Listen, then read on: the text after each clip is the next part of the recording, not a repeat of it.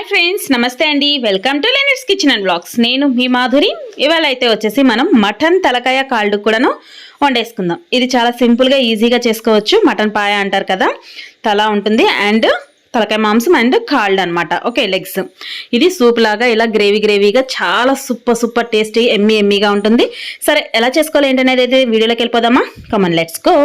దీనికోసం మనం ముందుగా ఇలా చెక్క చూస్తున్నారు కదా, క్వాంటిటీస్ అనేది చూసుకోవాలి. చెక్క, లవంగాలు, ఇలాచి అండ్ మిరియాలు, ధనియాలు అండ్ ఫైనల్ వచ్చేసి కొబ్బరి. ఓకే, నేనైతే పచ్చి కొబ్బరి వేసానండి. వేసేసి ఇవన్నీ కూడా చక్కగా మంచి సువాసన వచ్చే వరకు ఫ్రై చేసుకోవాలి ఈ విధంగా. Okay, perfect. ఇలా ఈ విధంగా చేసుకున్న వాటిని మనం ఫైన్ మసాలా అయితే పట్టేసుకుందాం, అంటే ఫైన్ పౌడర్ చేసేసుకుందాం. ఈ పౌడర్ని మనం చక్కగా మసాలా బాగా హెల్ప్ అవుతుంది, మనకి చాలా టేస్టీగా వస్తుంది అనమాట మసాలా అనేది. ఓకే, దీనైతే ఫైన్ పౌడర్గా ఈ విధంగా చేసుకోవాలి. మీకు పచ్చి కొబ్బరి కాకుండా ఎండు కొబ్బరి అయినా తీసుకోవచ్చు. నా దగ్గర పచ్చి కొబ్బరి ఉంది, సో నేను ఇలా తీసుకున్నా. పర్ఫెక్ట్. నెక్స్ట్ వచ్చేసి కుక్కర్లో వేస్తున్నమాట. కుక్కర్లో ఆయిల్ వేసుకుందాం. తగినంత ఆయిల్ అనేది కాస్త ఎక్కువే పడుతుందండి. ఆయిల్ హీట్ అయిన తర్వాత చెక్క, లవంగాలు, కొంచెం ఇలాచీ కూడా వేసుకోవాలి. వేసుకున్న తర్వాత దీంట్లో మనం బిర్యానీ లీఫ్ని ఈ విధంగా హాఫ్ పీస్గా వేసేసుకుందాం. ఇవన్నీ కూడా వేసుకొని దీంట్లో పచ్చిమిర్చి అండి 4 చక్కగా కట్ చేసుకొని 4 పచ్చిమిరపకాయలు, సన్నగా తరిగి పెట్టుకున్న ఆనియన్స్ కూడా యాడ్ చేసేసుకుందాం. యాడ్ చేసేసి వీటన్నిటిని కూడా మనం ఎంచక్క గోల్డెన్ బ్రౌన్ కలర్ వచ్చే వరకు ఫ్రై చేసుకోవాలి. ఓకే, ఈ ఆనియన్స్ అన్ని కూడా సాఫ్ట్ అయిపోయి చక్కగా గోల్డెన్ బ్రౌన్ కలర్ వచ్చే వరకు ఫ్రై చేసేసుకున్న తర్వాత చూసారు కదా, ఈ విధంగా వచ్చిన తర్వాత దీంట్లో మనం జింజర్ గార్లిక్ పేస్ట్ కూడా వేసేసుకొని పచ్చివాసన పోయే వరకు ఫ్రై చేసుకుందాం.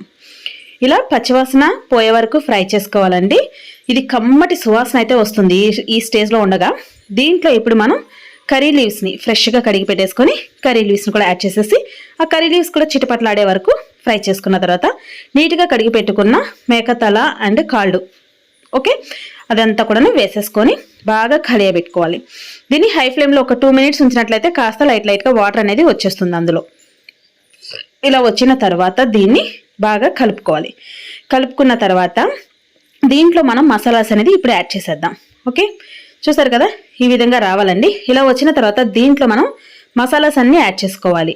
అంటే సాల్ట్ వేసుకున్నాం అనమాట, టేస్ట్కి తగ్గట్టుగా. పసుపు, కారం అనేది ఘాటుగానే వేసుకోవాలండి, ఇది సూప్లా చేస్తున్నాం కాబట్టి.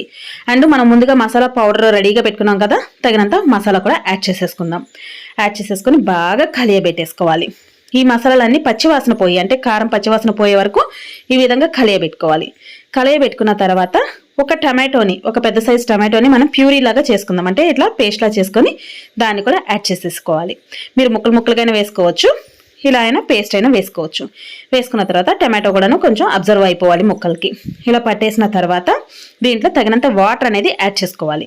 ఈ మటన్ అనేది ఎక్కువసేపు కుక్ అవ్వాల్సి వస్తుంది కదండి, సో దీంట్లో వాటర్ అనేది యాడ్ చేసేసుకొని బాగా కలియబెట్టుకొని కొంచెం కొత్తిమీర కూడా పైన అలా చల్లేసుకొని కుక్కర్ మూత పెట్టేసుకొని ఒక 5 to 6 విజిల్స్ వరకు మనం కుక్ చేసుకోవాలి.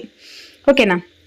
సో ఫ్రెష్గా ఉన్న కొరియాండర్ లీవ్స్ అన్ని యాడ్ చేసేసి మరొకసారి కలియబెట్టేసుకొని దీనిపైన మనం చక్కగా మూత అనేది పెట్టేసుకుందాం. మూత పెట్టేసుకొని ఒక 5 to 6 విజిల్స్ వచ్చే వరకు కుక్ చేసేసుకుందాం. ఆఫ్టర్ 5 to 6 విజిల్స్ అండి తీసుకొని చూడండి, పర్ఫెక్ట్. మనకైతే సూప్ అనేది రెడీ అయిపోయింది. ఇంకొంచెం కొరియాండర్ లీవ్స్ అనేది యాడ్ చేసుకోవాలి. దీంట్లో మీకు కావాలంటే కొంచెం చింతపండు పులుసు కూడా యాడ్ చేసుకోవచ్చు అండి. మళ్ళీ మనం చేసుకున్న మసాలాను, ఉప్పు, కారాలు కూడా అడ్జస్ట్ చేసేసుకోవచ్చు ఈ స్టేజ్లో ఉన్నప్పుడు. ఇంకొంచెం కొత్తిమీర వేసేసుకొని చక్కగా కలియబెట్టేసుకున్న తర్వాత ఫైనల్లో సర్వ్ చేసుకోవడం అండి. ఇది చపాతీ, రైస్, రోటీస్ అన్నిట్లో కూడా చాలా టేస్టీగా ఉంటుందండి. మటన్ పాయ అంటాం కదా, చూసారా, గ్రేవీ కర్రీ లాగా ఉంది అండ్ సూప్ లాగా కూడా ఉంటుంది. మనం వాటర్ అనేది అడ్జస్ట్ చేసుకోవాలి, ఉప్పు కారాలు అనేది అడ్జస్ట్ చేసుకోవాలి. ఆయిల్ అనేది కాస్త ఎక్కువే పడుతుంది, టేస్ట్ మాత్రం అదిరిపోతుంది అంతే. మీరందరూ కూడా చాలా సింపుల్గా ఈజీగా కుక్కర్లో ఇలా చేసేసుకోవచ్చు. నార్మల్గా చేసినట్లయితే మనకి ఎక్కువ టైం తీసుకుంటుందండి, కుక్కర్లో అయితే చాలా త్వరగా ఫాస్ట్గా అయితే అయిపోతుంది అన్నమాట, ఎక్కువసేపు కుక్ అవ్వాలి కాబట్టి. ఓకేనా? చూసారు కదా ఫ్రెండ్స్, చాలా సింపుల్గా ఈజీగా అయితే ఈ మటన్ సూప్ని మటన్ పాయాని ప్రిపేర్ చేస్తాను.